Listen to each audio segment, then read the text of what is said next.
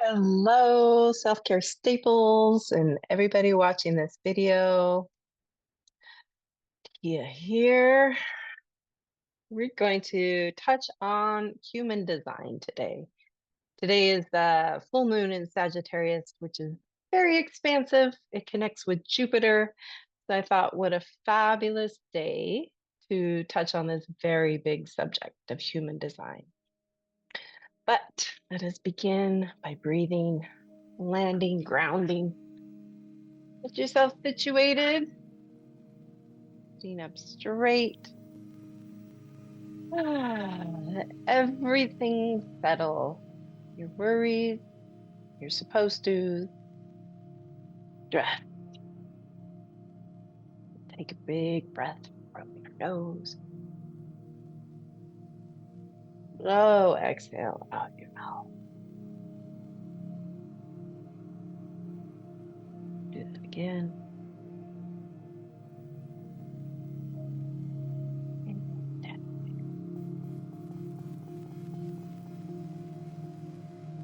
Imagine the bottoms of your feet opening up, letting your roots come down out of your feet into the earth.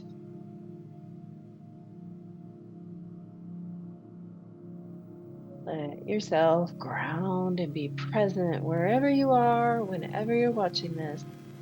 Show up for yourself and for this time together.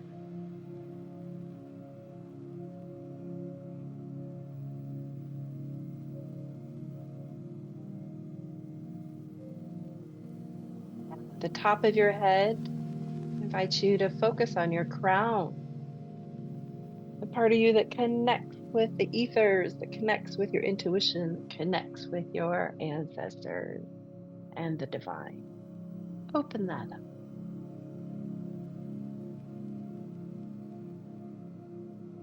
Begin to sense the didgeridoo that you are with your feet and roots deep into the earth and your crown open up and plugged into the cosmos. Let yourself feel the resource. It's your natural born inheritance.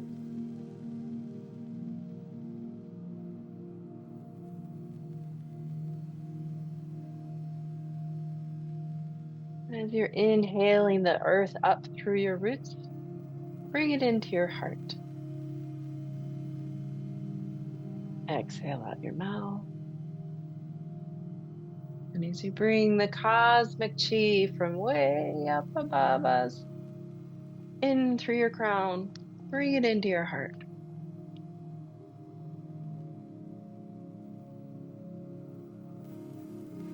Imagine and sense earth chi and cosmic chi swirling in your heart center, letting you land in openness, receptivity.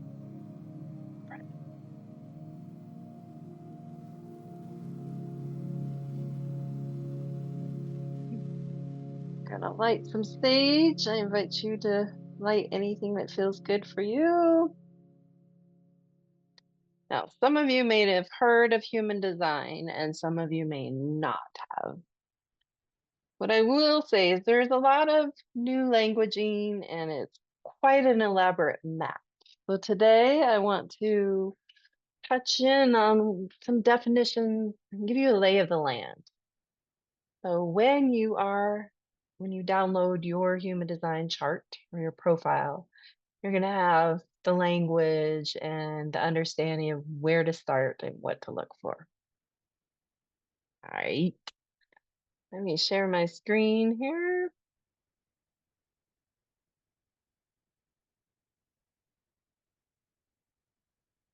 All right. This is Jovian Archive Human Design. This is the OG. This is the original. This is where it started. If you Google human design nowadays, there will be thousands of sites that pop up, and there are lots of apps. So I stick with this one since I'm still learning it. I'm about 3 years into learning this process. And so this is where I always send my clients to get their chart. because it's where it began. All right. We are going to have a little story time. So get comfortable, get your tea, and I'm going to take us on a journey. The why human design. It's a user manual. This is a way that we can navigate who we are and kind of improve our life. This helps us navigate our aura and how we interact with other humans, which to me is super exciting.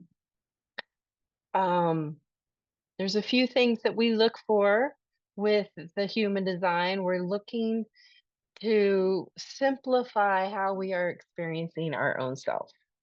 And the concept is that we can either be in our not self or our true self. And human design is about like waking up our potential and getting us clear on who we really are rather than our stress responses or our anxiety or our pressure to prove ourselves. We call human design an experiment because it is not a belief system, it's not a faith, it's more mechanical. I'll explain more.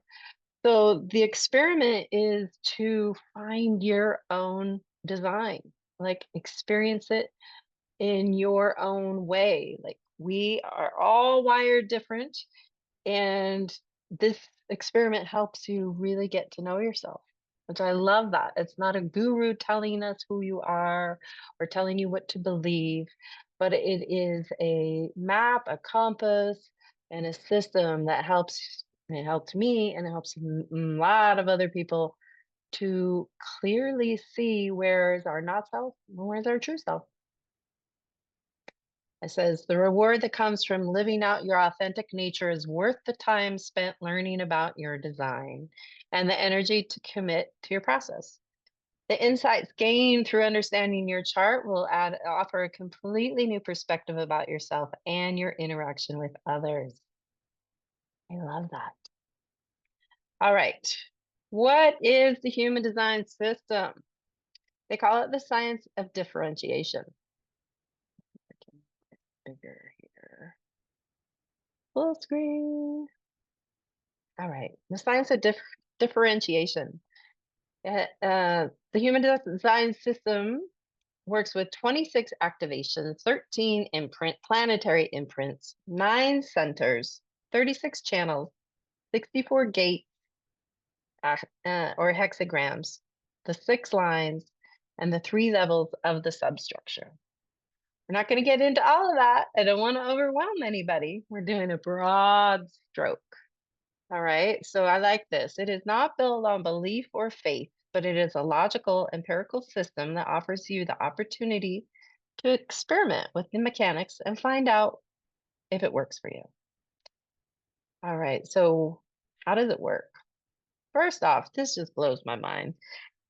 So, in order to understand how the systems work, it is important to become familiar with the fundamental concept that forms the foundation of the system. And a fundamental aspect of human design is based on what is scientifically known as neutrino. Neutrino is approximately 100, this is how they describe it, approximately 100 trillion neutrinos pass through your body every second. Neutrinos are unusual particles that carry an infinitesimal amount of mass.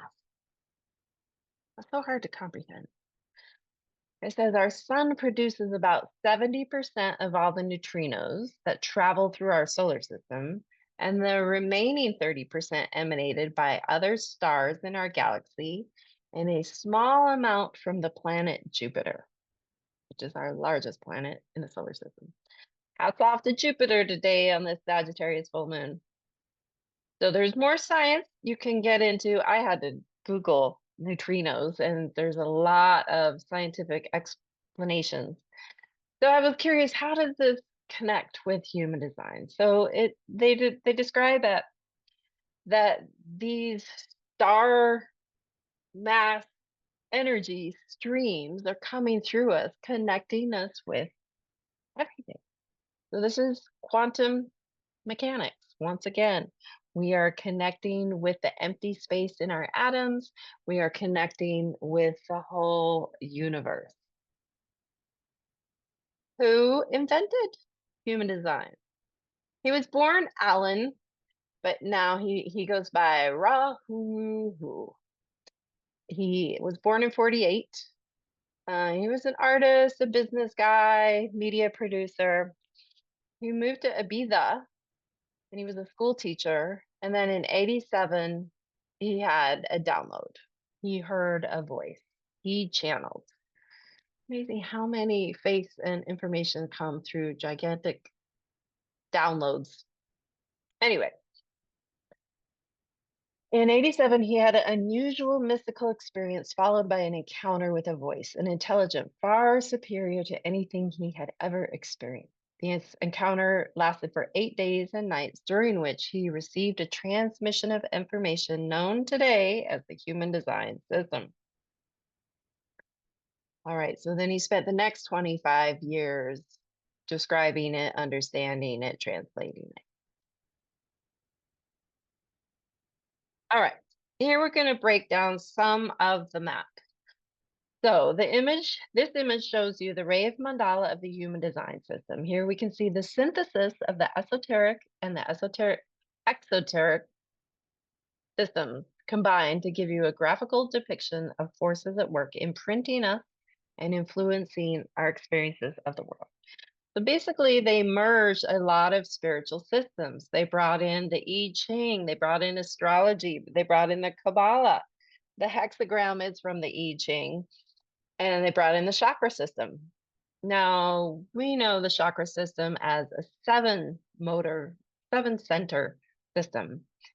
In human design, they heard it as there's 9 centers, and it's part of us evolving and growing more spiritually attuned and more conscious.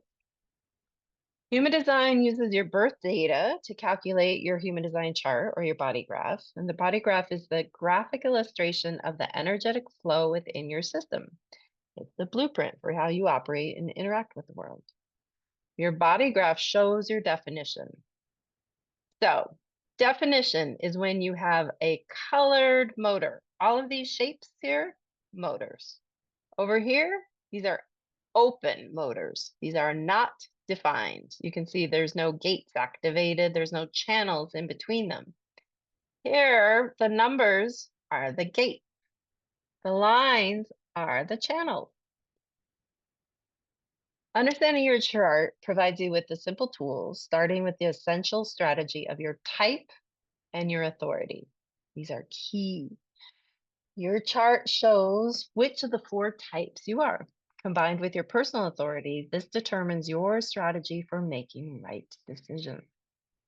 So once you begin to grasp the information of your human design, you begin to realize the power of your mind and how heavily your decisions have been influenced by your conditioning, right? So conditioning is more talking about our not self. And one simple way we experience our not self is when we have an undefined motor like these are not colored in, right? There tends to be more pressure to prove ourselves. And so we might have a longing or insecurity or angst about one of those gates. We'll get more into gates in a minute. Where we are colored in here, this is known as defined. This is our flow. This is a natural, empowered motor for us that we can work with. With time and knowledge, and by experimenting with the strategies human design will show you, you'll discover how to process the deconditioning. Oh, the process of deconditioning makes a tremendous difference to the experience of your life. All right, so when you pull your chart, you're going to see the person, you're going to see the motors here, and then on the left and the right, you're going to see a row of numbers, right? You have one on the left and then one on the right. Okay, the one on the right is called the personality, and it's in black, right? This is your astrology. So this is the sun, the earth, the moon, the nodes, the planets. This is where your astrology has been layered over with the I Ching. right? And if you know the I Ching at all, it's a 5,000-year-old Chinese art of divination. There are 64 trigrams. And so what they have done, they overlaid 64 trigrams with our planets. And this is where they get the numbers. So the personality is charted the moment you are born, right? So this is calculated the moment of birth. This is much more our conscious access. This is what we think we are, okay? When we come to the left side, this is the design side. This is calculated approximately 89 days before we're born. So this is when we're in the mom's womb, and this is more unconscious. Biogenetic inheritance. Cool phrase. All right, so we still have all of the same planets, and that will show, like when a gate is lit up, you can see 61 here, 61 sun.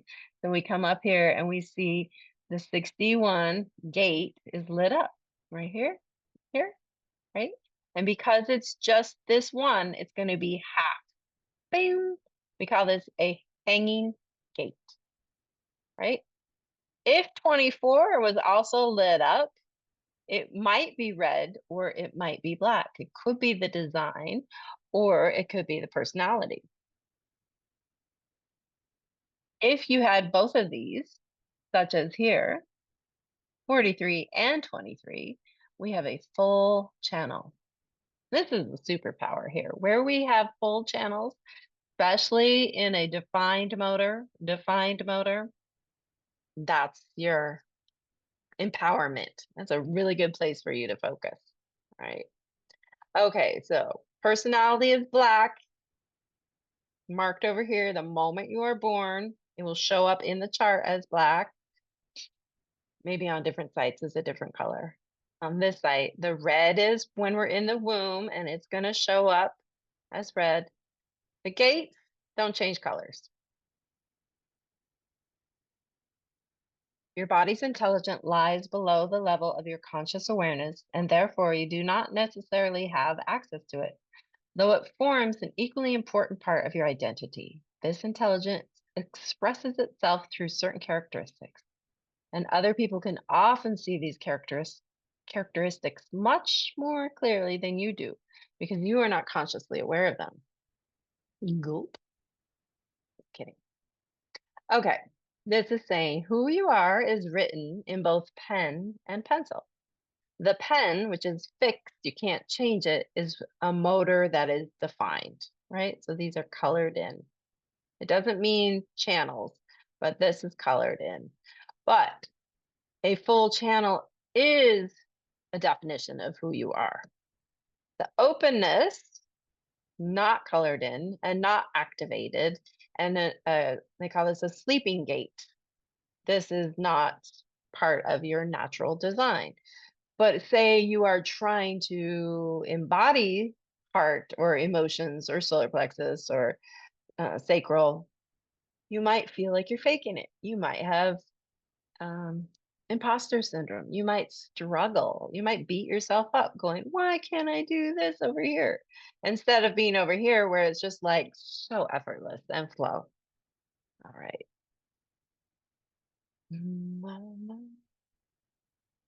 The 9 centers. This is a map of what we're dealing with. We start at the top.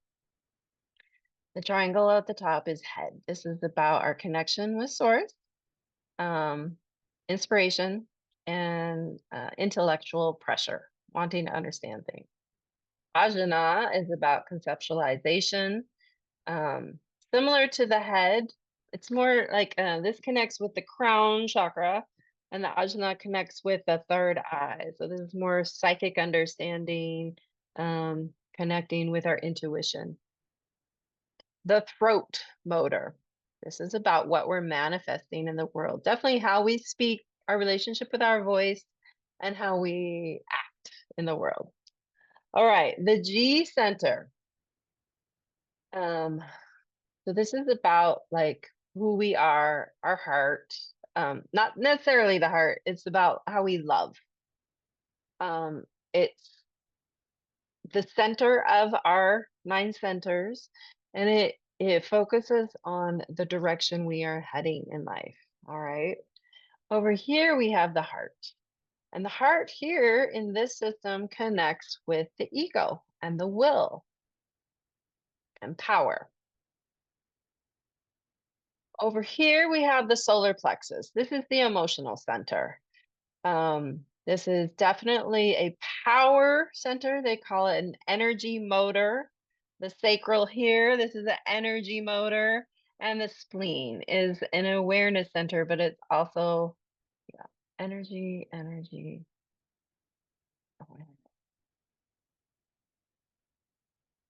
No, these four are motors: the spleen, the root, the sacral, and the solar plexus. They all run really differently, but I'll get more into that in a minute. All right, so the root is going to connect us with life or death issues. This is like our root chakra, it's our feet. The spleen is about our intuition, our immune system, our awareness. Um, Also, Dajna is about the intuition, but it's different. This is more like the gut intuition, where you're like, "Ooh, I feel something in my gut. I know something." And this will be more like seeing, psychic clarity. Um, the sacral is the second chakra connected with life force and power. This would be the hara or the lower dantian area. Okay, so we have solar plexus, which is known as the emotional center, the sacral, and the spleen, and the root. Each center has a specific function, and there are signposts of how they function correctly and influence behavior. All right. So if you have open centers, it kind of changes all the dynamics. I'm not going to go into all of this, but you can understand that we might wonder and have fixations and avoid and not know. So let me peek at that. Conditioning is a fact of life you cannot avoid or you wouldn't want to. Ignorance is the only deterrent here. Determinant. I can't say that word. If you are aware of how deeply conditioned you are through your open centers, you can overcome it. You can, it can overwhelm you and compromise your capacity for your true potential. And you can overcome it once you know what you're dealing with. However, when you are operating correctly, your mind is no longer making the decisions. We're shifting from thinking to sensing. And we'll get more into this when we talk about the auras. Each one of us has kind of like a cheat sheet, a hack. If we can access our authority, we're going to move out of our head, which can much more easily be conditioned. Understanding your conditioning and how it impacts your mental, emotional, and physical well being is the first step to leading a life as yourself. All right, the channels. The channels created by the two gates connecting the two centers. So we touched on this a little. The numbers of your planets connect to the gates in the motors. So you can see 25 here is Mercury, 25.3. And so you see 25 is lit up and it's a full channel because 51 is as well. So over here, you can see the black, that would be the design, and the red is the personality, and you have the candy cane. So both of those are activated there. In both the design and the personality, there's an activation. So a channel is composed of two gates that connect two centers. So when two gates at either end of the channel are activated, this is what we call definition, described by the colored in channels present in your design. Basically, this can be seen as the communication between centers. Each channel delineates a specific theme or essential aspect of experiencing life as a human being. And within the framework of the greater collective, if you have a defined channel, both gates activated, it characterizes a specific theme, function, or gift that is consistent and reliable.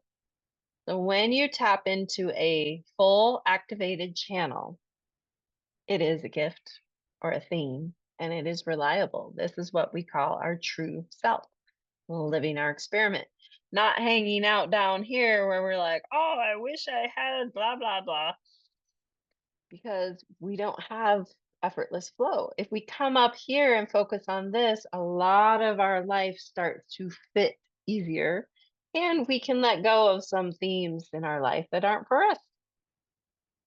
Easier said than done, I know. All right.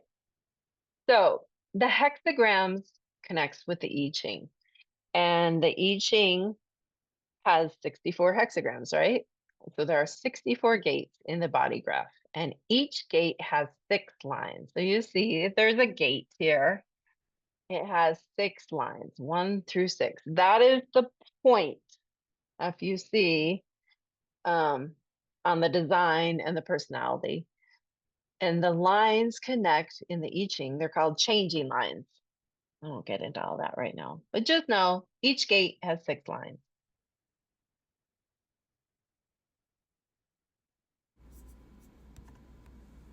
Here's a video.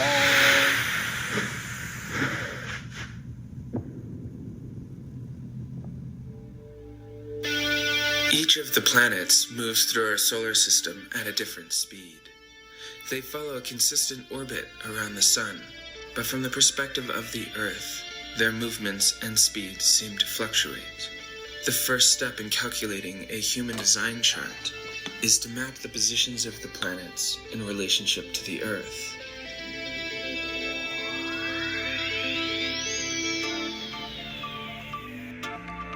The human design mandala has 64 divisions that are used to track the movements of the planets, the moon, and other aspects of our solar system. The positions mapped in the mandala activate corresponding elements of the human design body graph, approximately 3 months before your birth.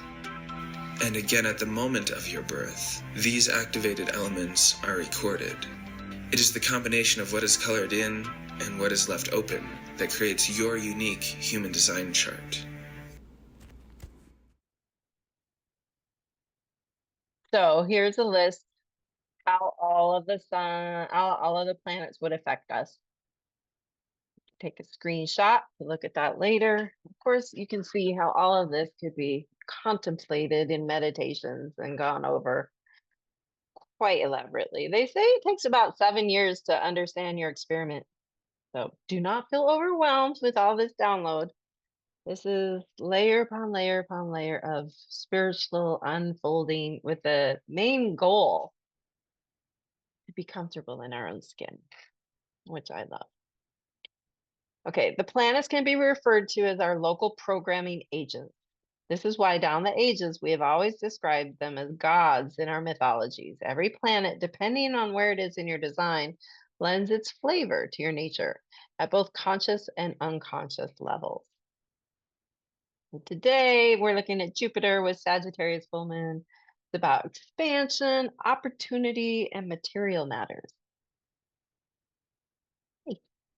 All right, there are 4 types of aura.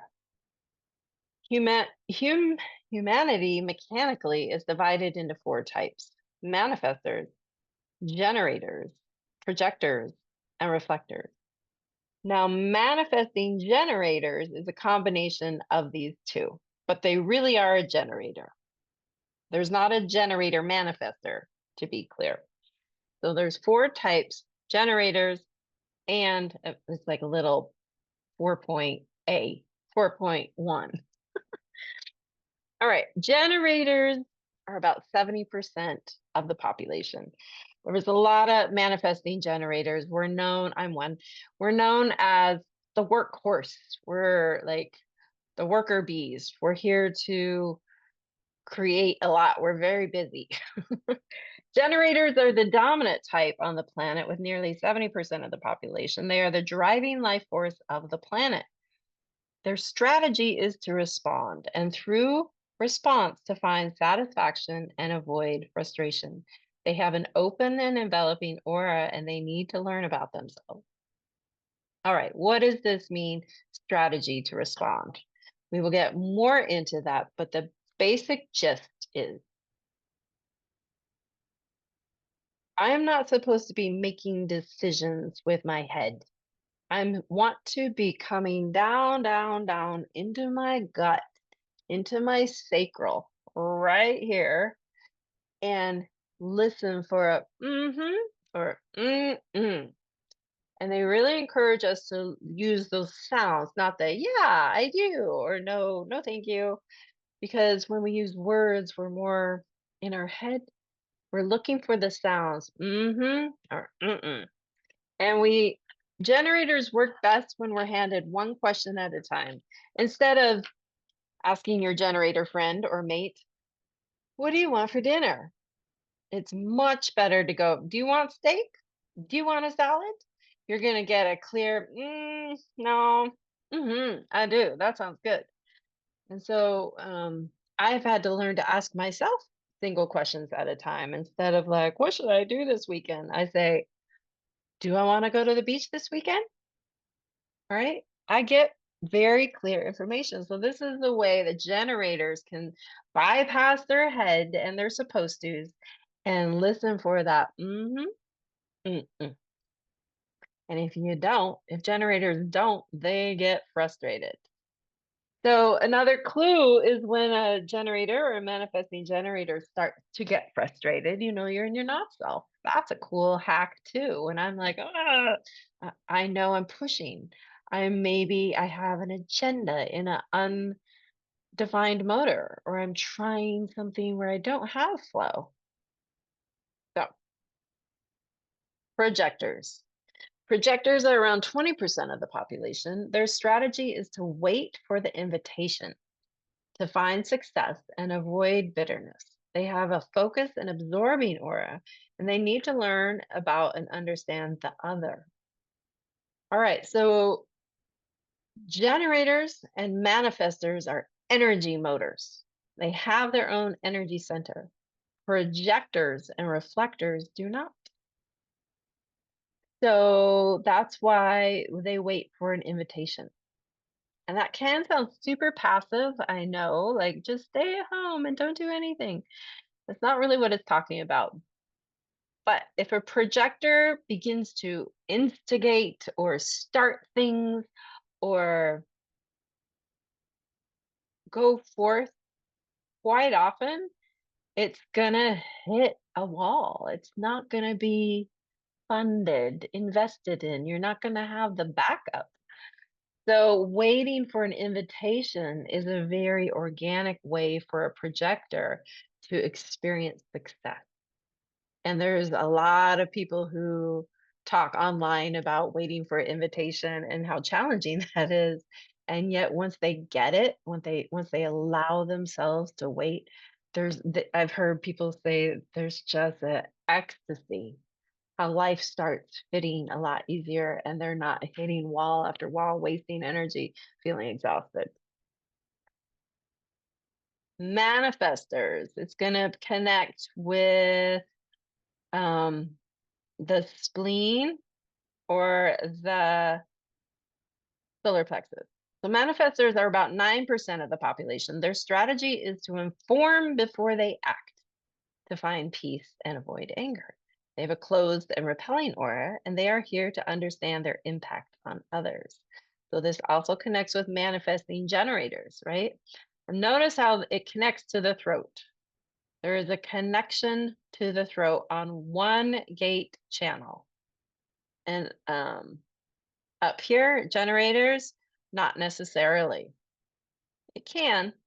This would be an emotional authority generator, but it doesn't have to.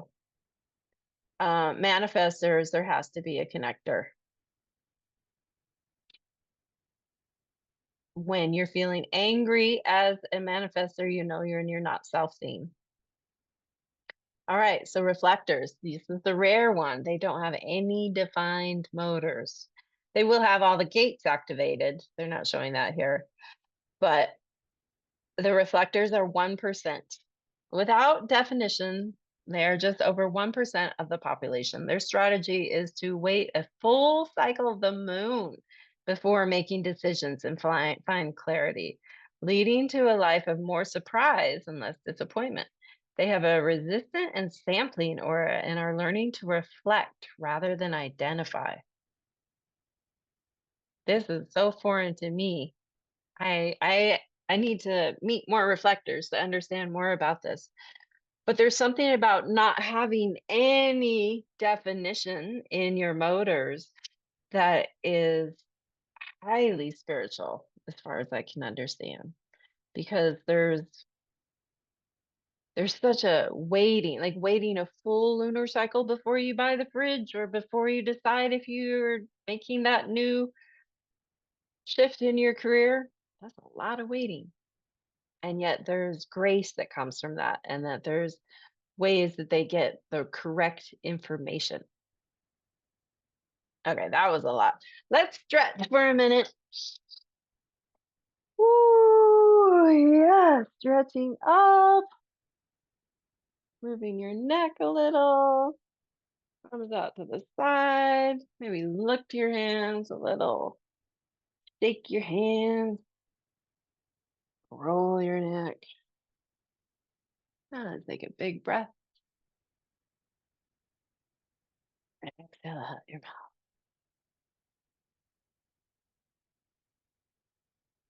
Nice. All right, next we're going to talk about inner and outer authority.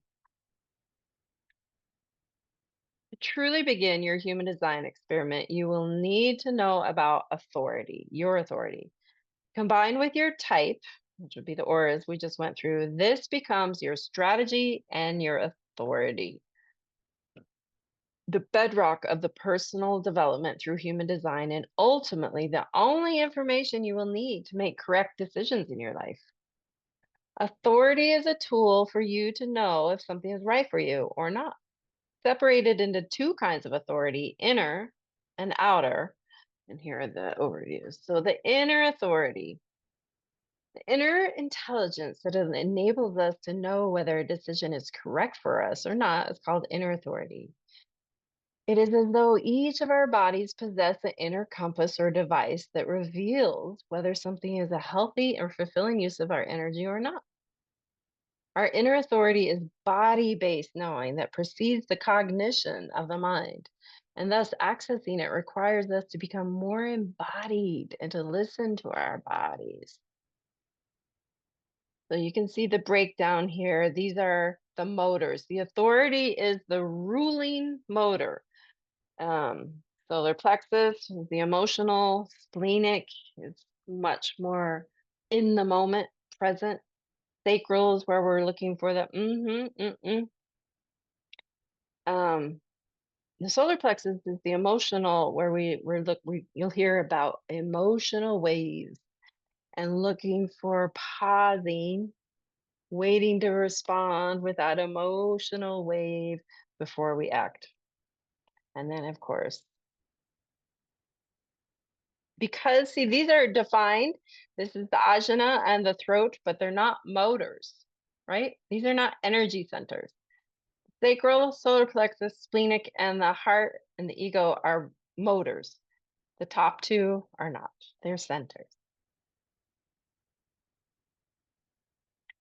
All right. So as we do so, we move into a state where we more often experience the signature that results from correct use of our energy, whether it be satisfaction, success, peace, or surprise. Outer authority is what we call in human design is the ability to provide your authentic perspective. This perspective is derived from your particular design as an expression of your uniqueness. So it's like the whole kit and caboodle of you. We, as nine-centered human beings, were designed to commune with others and share our unique perspectives about life, truth, and everything in between.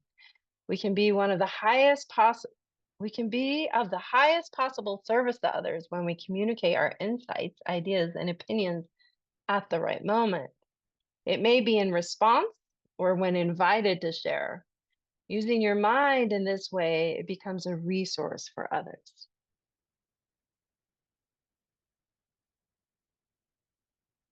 Definition is what is consistent and reliable within it. It is what creates our type and determines our strategy and authority. Definition in the body graph shows us a schematic of the way energy flows in us. It also determines how we operate, how we interact with and what we look for in others. So there's a single definition that it's like all the gates and channels are connected. And then there's the split. So there'll be a bunch of gates not connecting. So two hot spots. And you can see the triple split and the quadruple split. So there will be no gate here connecting, no gate here connecting, no gate here connecting. All of these have different flavors of how we interact in the world, how we mate, how we run tribal energy or individual energy.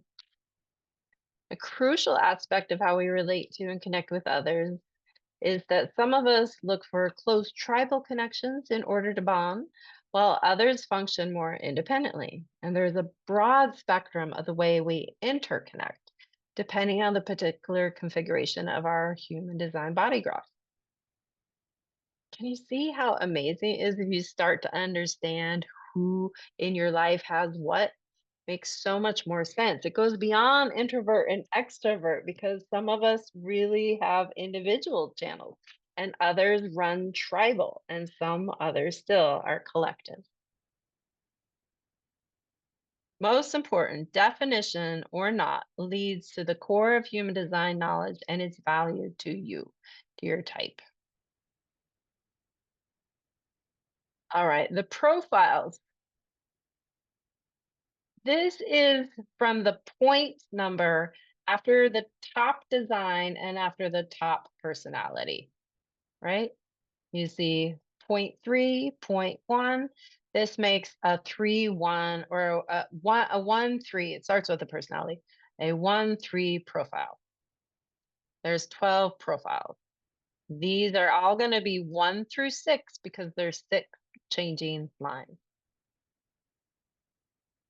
Profile is another basic component of human design. It adds further nuance to the design, diving deeper into what truly differentiates us. While you share certain characteristics with others, for example, those with the same type and authority, a different profile takes you on a very different path. It can be seen as a costume we wear while learning to play specific roles. These roles enrich our experience of life as we engage with and impact others through our particular part. Altogether, there are 12 profiles with 6 primary roles representing basic themes in combination with the others. Profile is derived from the positions of the sun and earth in both columns of the chart. On the personality side, this is something you are going to resonate with because it's the calculation, so that's more conscious.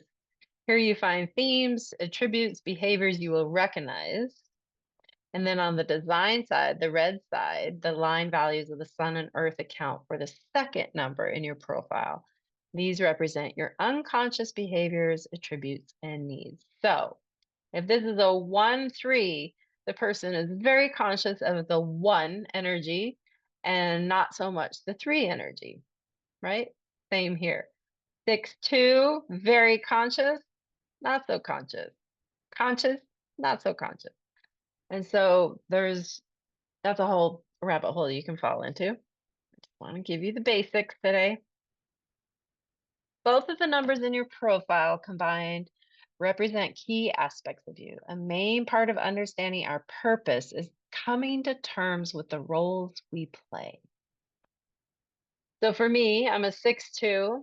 The 6 is conscious. 6 is a role model. I am here to be a role model. It's different than a teacher, which is interesting. I let people watch me, and the more authentic I am, the more successful I am because I'm letting people truly see me. Now, when I tried to teach and thought I had an agenda, I was coming much more from the head, wasn't so successful in being a role model. It was more like frustration. I felt frustrated because I wasn't listening to my mm-hmm. And then 2 is known as the hermit. So this is more unconscious. That the older I get, the more I love to be alone, and it really feeds me. So that's where I've learned how to work with my unconscious and conscious. But in all of these, there are great lessons. All right. We're almost done. I know it's a lot. We're doing the broad strokes here. Incarnation cross. Everyone has a very specific frequency that can be mapped out in your human design chart. And the calculation of your personality and design, sun and earth, represent 70% of the imprinted and consistent energy of your being. This is where we find your incarnation cross. So, what it's saying, where the sun was when you were born in relationship to the earth's angles, this is 70% of you, right? Sun and earth. We call this our life's purpose. This is kind of like the flavor of us. It's much more personal. It's not an aura definition, it's not the authority. This is specifically the cross of our earth and sun in both the moment we were born and in our mom's womb. The incarnation cross, in combination with the profile, is what ultimately defines our purpose on earth. There are 192 basic incarnation crosses in the human design system, each derived from a combination of the themes of our sun and earth positions. Together, they form the whole of our human experience. Your incarnation cross is something that will slowly emerge over time as you live in unison with your individualized nature and culminates in the full expression of your potential. It usually comes into play around the Uranus opposition, age 38 to 42, when you have planted a solid foundation and have a clear direction. It is in that sense,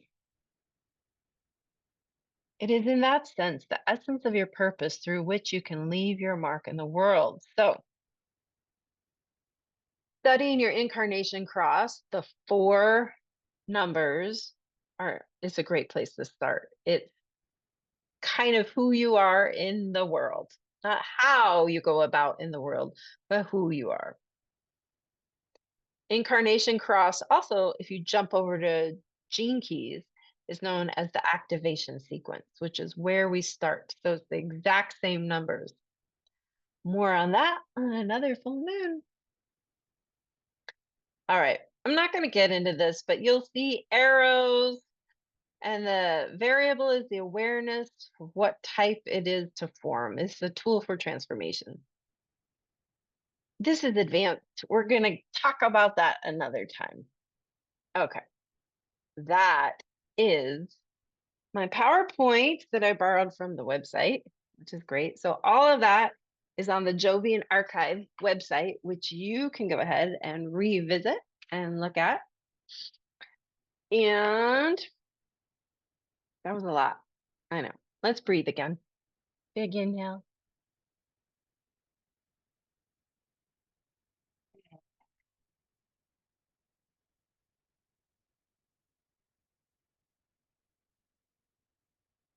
In my follow-up notes, I'm going to remind you of some really simple doorways for you to go into. One would be knowing your strategy, knowing your authority, knowing which is your type, right? Knowing your profile.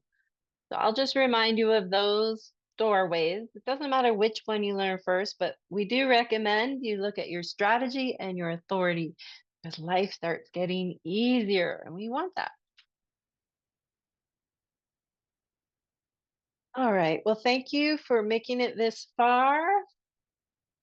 Text me if you have questions or email me, and then I will see you next month with more insights as we unfold on this amazing life journey we're on. I wish you a happy full moon wherever you are on the planet. Blessings.